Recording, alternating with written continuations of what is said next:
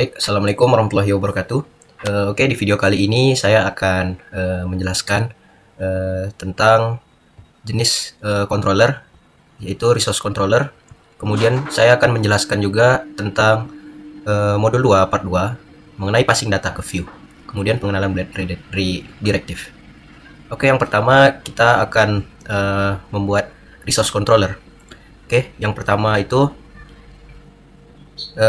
di sini saya ada sedikit beberapa percobaan, yaitu yang pertama adalah redirect ke halaman daftar pegawai, kemudian simpan pegawai dengan data nama parameter param 1, alamat param 2, kemudian mengambil data pegawai ID sama dengan param 1, kemudian yang keempat ada redirect ke halaman perubahan data pegawai milik ID sama dengan param 1, kemudian yang terakhir ada hapus data pegawai yang memiliki ID sama dengan param 1. Oke, yang pertama kita masuk ke controller terlebih dahulu.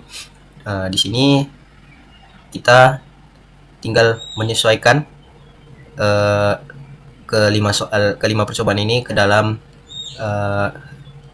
masing-masing function yang ada di controller. Di sini untuk yang pertama itu redirect ke halaman daftar pegawai. Nah, di sini sudah saya tulis untuk mempersingkat waktu. Di sini kita akan membuat terlebih dahulu echo-nya, kemudian kita copy redirect ke halaman daftar pegawai. Nah, di sini sudah saya buat. Ya, di sini sudah saya buat. Kemudian nah, di sini sudah saya buat. Kemudian simpan pegawai dengan data nama param 1, alamat param 2. Nah, untuk ini kita akan meletakkannya di function store. Nah, di sini function store. Nah, untuk tipe parameternya itu kita menggunakan string. Di sini jangan lupa diganti ya teman-teman. Di sini karena sudah saya rubah tadi untuk mempersingkat waktu. Nah, string kita panggil parameternya. Parameter 1, kemudian string param 2. Nah, di sini sama seperti yang index tadi. Jangan lupa echo. Terus kemudian kita pindahkan simpan pegawai dengan nama data. Nah, jangan lupa parameter 1, parameter 2. Oke, kita lanjut ke yang ketiga, yaitu mengambil data pegawai ID. Nah, di sini kita akan meletakkannya di show, function show. Nah, sama seperti yang di atas, tipe datanya jangan lupa kita ubah ke string karena dia akan nama di sini. Nah, kemudian di sini parameter 1. Nah, sama seperti yang di atas, echo mengambil data ID pegawai, kita salin saja. Kemudian langsung kita paste ke sini. Oke, lanjut ke yang keempat, yaitu redirect ke halaman perubahan data milik pegawai ID. Nah, di sini sama ya. Jangan lupa di sini kita ganti juga tipe data, kemudian kita panggil parameternya yang akan dideklarasikan. Kemudian yang terakhir ada hapus data yang memiliki ID parameter 1. Nah, di situ di nomor 5 kita letakkan di function destroy karena dia akan menghapus kan. Nah, sama seperti yang di atas, jangan lupa tipe data yang kita ganti, kemudian kita panggil parameter untuk dieksekusi. Ini ya, ini echo, jangan lupa hapus data pegawai milik ID, ini kita pindahkan saja. Oke. Nah, setelah itu kita pindah ke root di bagian web.php. Nah, di sini saya juga sudah buat rootnya. Di sini adalah nanti yang akan kita panggil saat untuk melihat outputnya, output yang kita buat dari controller tadi. Nah, di sini saya menamai pegawai, kemudian store karena di sini saya meletak yang function yang kedua itu saya meletakkannya di function store, kemudian yang ketiga saya meletakkannya di function show, yang keempat ada edit, kelima ada destroy untuk memudahkan pemanggilan saat ingin melihat outputnya. Jangan lupa di sini pegawai controllernya kita panggil juga di sini untuk melihat output. Oke, untuk melihat output dari ini, dari percobaan ini, caranya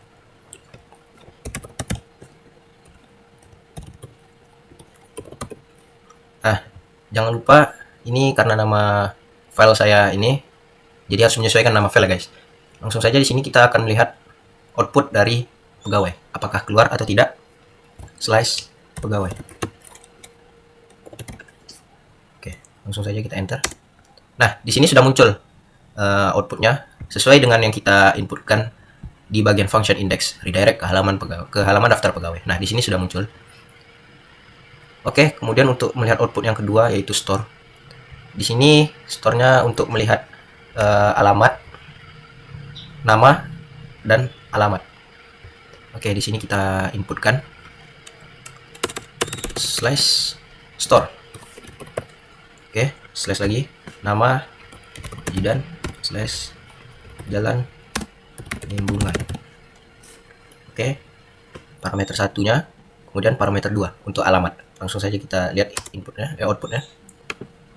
Nah, di sini sudah muncul simpan pegawai dengan data nama Jidan, alamatnya ini. Sesuai dengan yang di pegawai controller yang sudah kita tulis tadi. Nah, ini. Oke, kita masuk yang ketiga, yaitu show. Jadi, yang ketiga tadi adalah mengambil data pegawai ID. Jadi, di sini kita inputkan. Tadi udah store, sekarang kita masuk ke show. Slash misalnya ID pegawainya 004 gitu. Nah, ini mengambil data pegawai. Di sini data pegawainya 004. Hasil dari outputnya. Kemudian lanjut ke edit. Nah, edit itu dia mengubah, redirect ke halaman perubahan data pegawai milik ID. Nah, ini dia. Oke, kita langsung saja masuk ke redirect di edit. Sorry, 004. Sini langsung saja edit.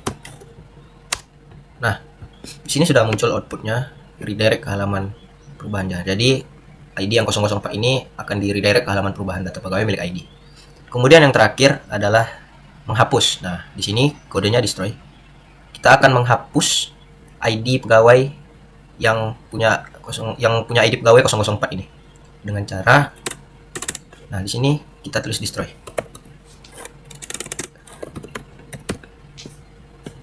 Oke, 004. Sorry.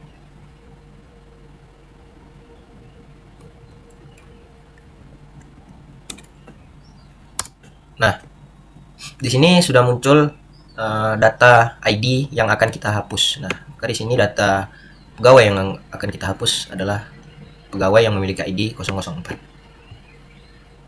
Oke, mungkin selesai sudah cara membuat controller dengan jenis resource controller ini. Oke, lanjut ke modul 2, yaitu passing data ke view dan pengenalan blade directive. Oke, kita langsung masuk ke yang passing data ke view. Nah, di sini sudah ada arahannya, yaitu yang pertama, buat sebuah route yang mengarahkan ke home controller function index. Nah, di sini sudah ada, langsung saja kita copy. Oke, di sini langsung kita pindahkan ke bagian root-nya di web, tinggal kita paste saja. Nggak, kita jauhin ya. Nah, di sini sudah ada root-nya. Oke, yang kedua yaitu pada home controller di function index, persiapkan data yang akan dikirimkan ke view. Nah, sebelumnya kita kan nih belum ada controller yang baru nih. Nah, jadi kita buat aja controller yang baru dengan cara manual. Dengan ini dari terminal, new terminal. Nah, di sini cara membuatnya yaitu PHP artisan make. Nah, di sini nama controllernya yaitu kita buat nama home controller. Home controller.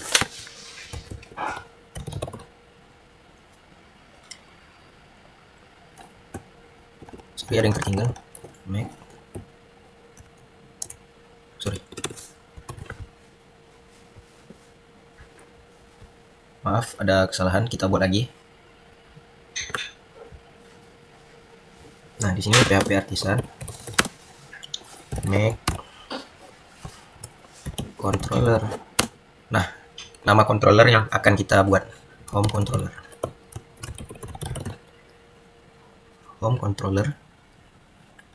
Jangan lupa resource.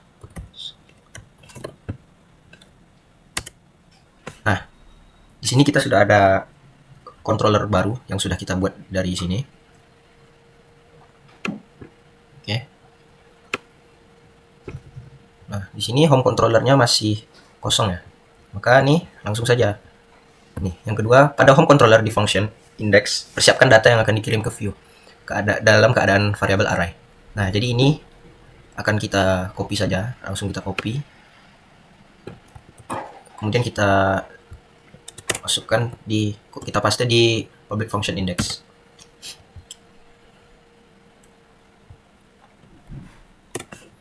Oke. Nah, setelah itu kita lanjut ke buat file view. Nah, jadi kita akan ke view pada directory resource atau view dengan ketentuan sebagai berikut. Nama file view yang akan dibuat harus sama dengan parameter 1 pada function view di controller. Nah, jadi misalnya kalau kita home controller di controller ini, maka di view kita akan sama buatnya home controller, hanya saja kita akan menambahkan .blade.php. Nah, di sini seperti contoh yang di atas. Nah, di atas di sini adalah simple home. Nah, maka di sini akan ditulis simple home.blade.php. Maka di sini kita akan tambahkan home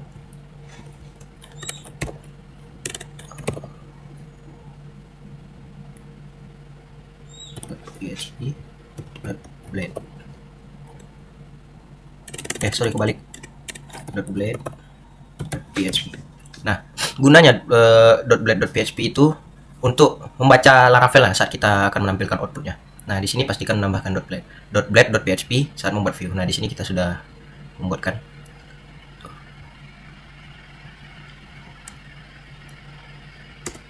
Oke, di sini sudah ada salin kode. Kemudian kita masuk ke view tadi. Nah, di sini kita diarahkan untuk menyalin kode. Nah, di sini sudah ada kodenya, langsung saja kita salin. Nah, oke, di sini sudah ada kodenya, kode dari home dari view-nya. Oh ya, sebelum kita untuk melihat outputnya, jangan lupa kita import dulu kelasnya, controllernya. Nah, di sini kan tadi ini root get home controller class index. Nah, di sini kita belum kita import. Jadi kita import. Oke, kita lanjut setelah kita import kelasnya. Nah, mari kita lihat terlebih dahulu apakah dia bisa jalan di Laravel. Oke, langsung saja.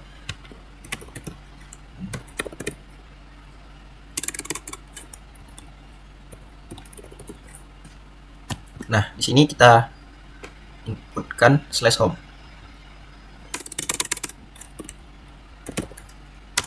Nah, ini berarti sudah berhasil ya di percobaan kedua kita. Nah, jadi ini di hasil outputnya. Sorry. Nah, ini di hasil outputnya yang sudah kita buat tadi. Nah, oke, setelah itu langsung saja kita lanjutkan modulnya. Nah, silahkan cetak data yang dikirim dari controller dengan cara berikut. Nah, di sini kita masuk ke home controller. Kita masuk ke view. Kemudian kita cari ini, welcome to my apps. Nah, di sini kita ubah ke ini. Kita tes yang di bawah ya. 1 spasi username. Oke, jangan lupa kita tutup. Nah, ini sudah kita buat. Mari kita lihat hasil. Ini hasil outputnya. Setelah kita ubah, maka akan tampil seperti ini. Welcome to my app Heroku. Kenapa ada tambahan Heroku? Karena pada saat kita pemanggilan variabel username di sini di bagian view, karena di controller kita nih, karena di controller itu variabel kita di sini kita tuliskan dengan username. Maka ketika kita tulis username di view, maka ibaratnya kita panggil yang ada di home controller ini, maka akan muncul seperti ini, Heroku. Tapi ketika kita mau kembali, misalnya kita ingin membuat nama kita sendiri, misalnya home.